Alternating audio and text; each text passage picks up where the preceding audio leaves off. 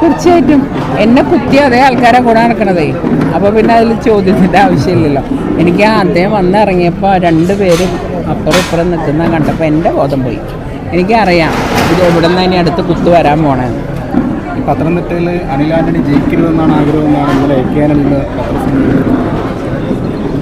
അത് അദ്ദേഹത്തിനോട് ചോദിക്കണം. കാരണം നമ്മളെന്തൊക്കെ പറഞ്ഞാലും മക്കൾ തോൽക്കണമെന്ന് ഒരു അച്ഛനും ആഗ്രഹിക്കും.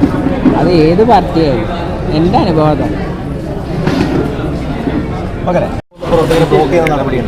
നല്ലോണം അവരെ പേടിപ്പിക്കുക.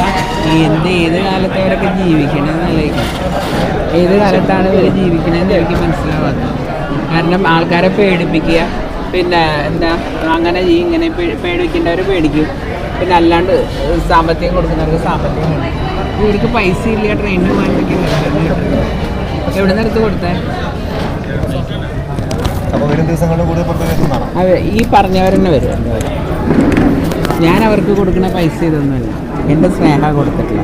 ആ സ്നേഹം അവർ തിരിച്ചറിഞ്ഞ് അവരിന്ന് വൈകുന്നേരം ആകുമ്പോൾ എൻ്റെ അടുത്തെത്തും. ആര് തടഞ്ഞാലും.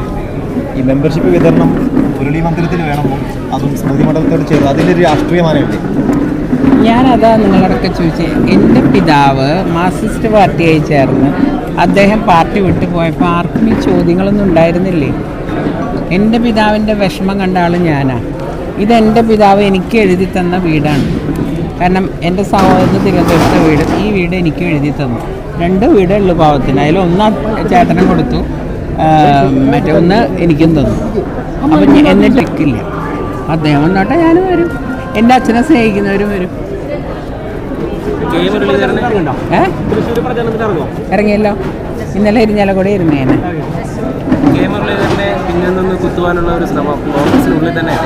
തീർച്ചയായിട്ടും എന്നെ കുത്തിയ അതേ ആൾക്കാരെ കൂടെ നടക്കണതേ. അപ്പോൾ പിന്നെ അതിൽ ചോദ്യത്തിൻ്റെ ആവശ്യമില്ലല്ലോ. എനിക്ക് അദ്ദേഹം വന്നിറങ്ങിയപ്പോൾ രണ്ടുപേരും അപ്പുറം ഇപ്പുറം നിൽക്കുന്ന കണ്ടപ്പോൾ എൻ്റെ ബോധം പോയി. എനിക്കറിയാം ഇത് എവിടെ നിന്ന് ഇനി അടുത്ത് കുത്തു വരാൻ പോണേന്ന്. പത്തനംതിട്ടയിൽ അനിൽ ആന്റണി ജയിക്കരുതെന്നാണ് ആഗ്രഹമെന്നാണ് ഇന്നലെ അത് അദ്ദേഹത്തിനോട് ചോദിക്കണം. കാരണം നമ്മളെന്തൊക്കെ പറഞ്ഞാലും മക്കൾ തോൽക്കണമെന്ന് ഒരു അച്ഛനും ആഗ്രഹിക്കും. അത് ഏത് പാർട്ടിയായാലും. എൻ്റെ അനുഭവം ശരി.